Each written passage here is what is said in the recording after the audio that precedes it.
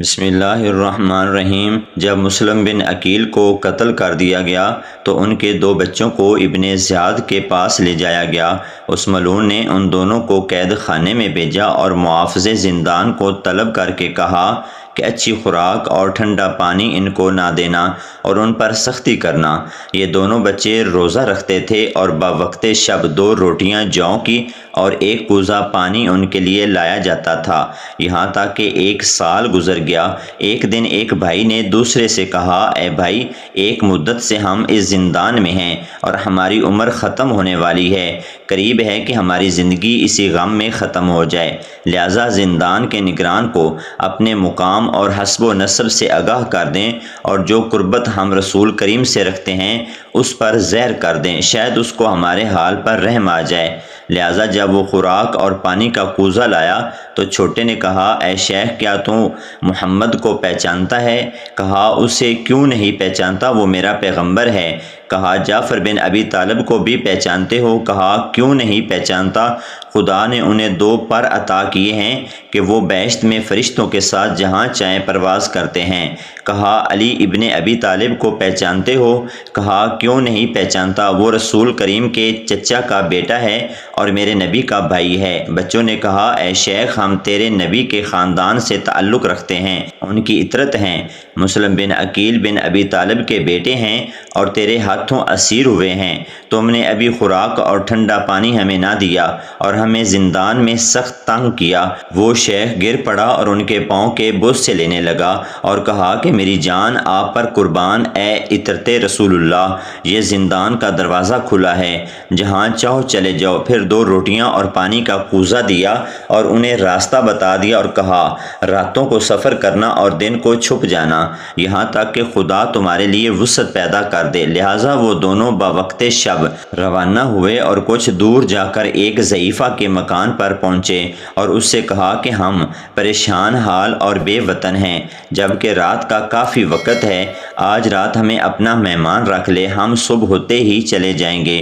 اس نے کہا، تم کون ہو کہ تمہارے بدن سے عطر سے زیادہ خوشبو آتی ہے؟ بچے کہنے لگے، ہم اولاد رسول اللہ صلی اللہ علیہ وآلہ وسلم ہیں اور ابن زیاد کی قید سے نکلے ہیں تاکہ وہ ہمیں قتل نہ کر دے۔ اس بوڑھی عورت نے کہا، اے میرے عزیز، میرا ایک داماد ہے جو بد کردار ہے اور عبید اللہ ابن زیاد کے ساتھ واقعہ کربلا کے وقت موجود تھا، ڈرتی ہوں کہ کہیں وہ یہاں آ کر تم کو قید نہ کر لے اور قتل کر دے۔ کہنے لگے، ہم صرف آج کی رات ہی یہاں ٹھہریں گے اور صبح اپنی راہ چلے جائیں گے۔ عورت نے کہا، اچھا، میں تمہارے لیے شام کا کھانا لاتی ہوں۔ وہ کھانا لائی، انہوں نے کھانا کھایا، پانی پیا اور سو گئے۔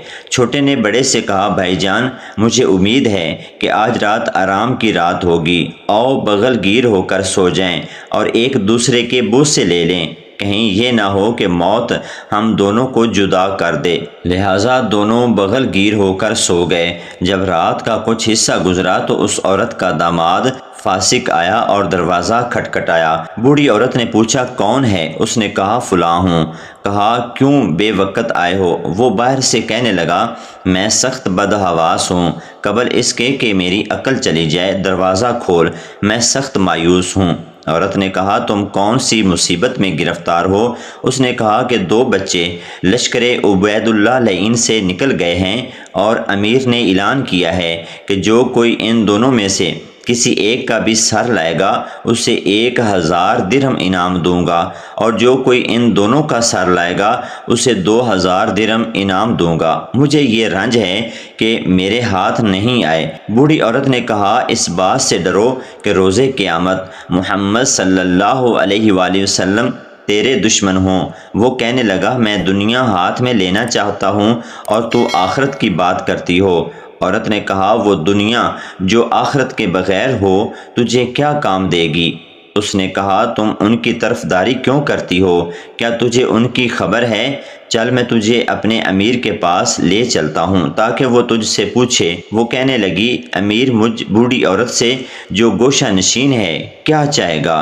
اس نے کہا، اچھا، دروازہ کھولو تاکہ آرام کروں اور سوچوں کہ صبح کس راستے پر ان کے پیچھے جاؤں۔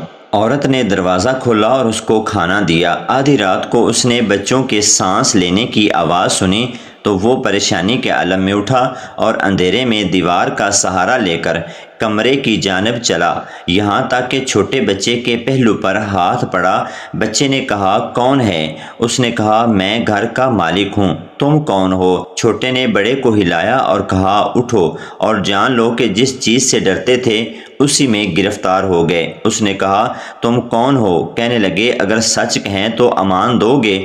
کہا، ہاں۔ کہنے لگے، اے خدا کے بندے، رسول اور ان کے مرتبے کا واسطہ، ہمیں امان دو گے؟ کہنے لگا، ہاں امان ہے۔ تو بچے کہنے لگے، محمد بن عبداللہ گواہ ہے، امان دو گے؟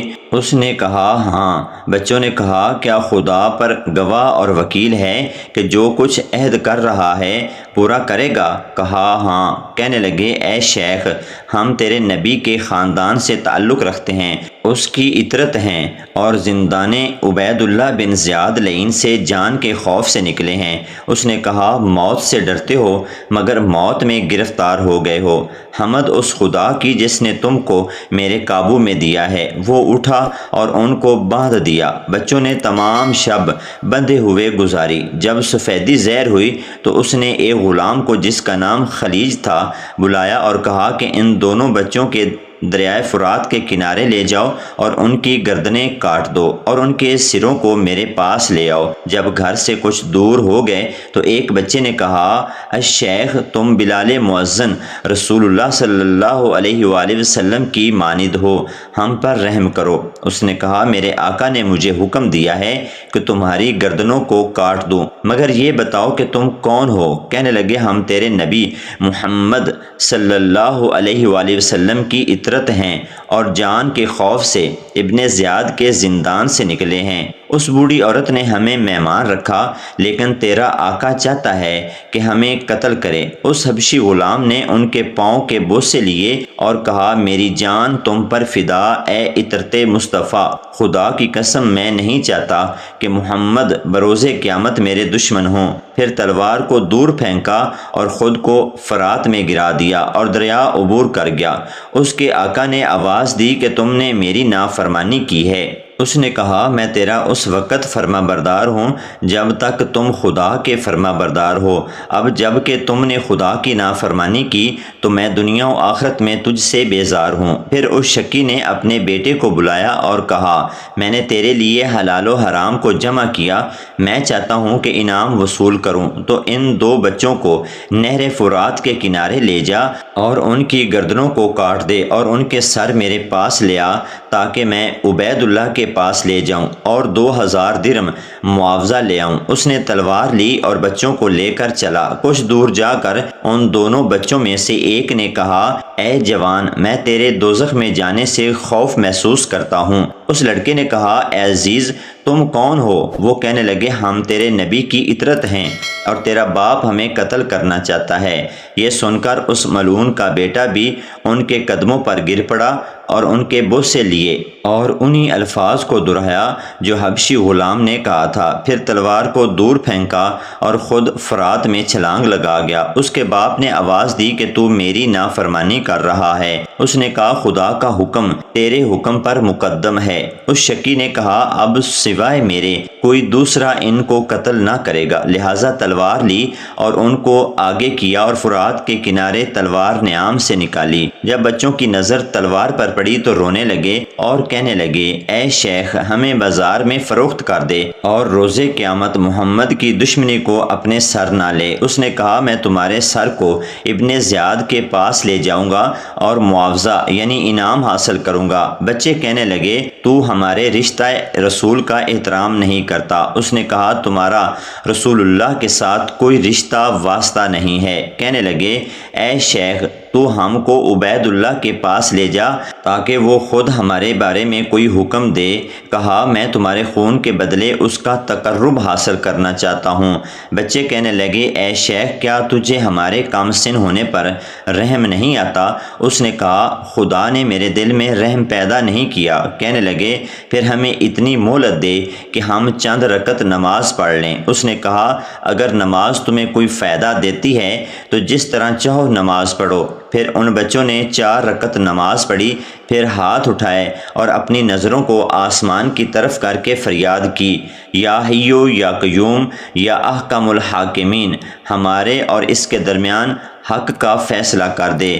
یہ شکی اٹھا اور اس نے بڑے کی گردن کاٹ دی اور اس کے سر کو تھیلے میں رکھا۔ چھوٹا بھائی غم سے نڈھال اپنے برادر کے خون میں لوٹ پوٹ ہو گیا اور کہا، میں چاہتا ہوں کہ اپنے بھائی کے خون میں رنگین ہو کر رسول خدا سے ملاقات کروں۔ اس ملعون نے کہا، کوئی بات نہیں، تجھے بھی ابھی اس کے پاس پہنچاتا ہوں۔ پھر چھوٹے کو بھی قتل کر دیا اور اس کے سر کو بھی تھیلے میں رکھا اور دونوں کے بدنوں کو دریا کے پانی میں پھینک دیا۔ پھر ان کے سروں کو ابن زیاد کے پاس لے گیا۔ یہ بدبخت چند سال بعد جب گرفتار کر کے مختار ثقفی کے پاس لایا گیا تو مختار نے اس سے پوچھا کہ بتا، تو نے امام مسلم بن عقیل کے کم سن بچوں کو کہاں سے پکڑا تھا اور انہیں کیسے شہید کیا تھا؟ تو وہ بولا، یہ دونوں ایک بوڑھی عورت جو ہمارے خاندان سے تھی، اس نے ان دونوں کو مہمان رکھا تھا۔ مختار نے کہا، کیا تو نے یہ حق مہمان نوازی ادا کیا ہے؟ کیا ان بچوں نے فریاد نہیں کی تھی؟ اس شخص نے کہا کہ ان بچوں نے مجھ سے اس بات کا تقاضا کیا تھا کہ ہمیں بازار میں فروخت کر کے رقم وصول کر لے اور محمد کو روز قیامت اپنا دشمن مت بنا۔ مختار نے کہا تو پھر تو نے کیا کیا؟ میں نے کہا، تمہارے سر ابن زیاد کے پاس لے کر معاوضہ وصول کروں گا۔ مختار نے پوچھا، اس کے علاوہ انہوں نے اور کیا بات کی تھی؟ اس نے بتایا کہ بچوں نے فریاد کی تھی کہ ہمیں ابن زیاد کے پاس لے چل تاکہ وہ خود ہمارے بارے میں کوئی فیصلہ کرے۔ اس نے بتایا کہ جب میں انہیں قتل کرنے لگا تو انہوں نے کہا، اے شیخ، کیا تجھے رسول خدا سے شرم نہیں آتی؟ کیا تو ہمیں بچہ سمجھ کر بھی رحم نہیں کرتا؟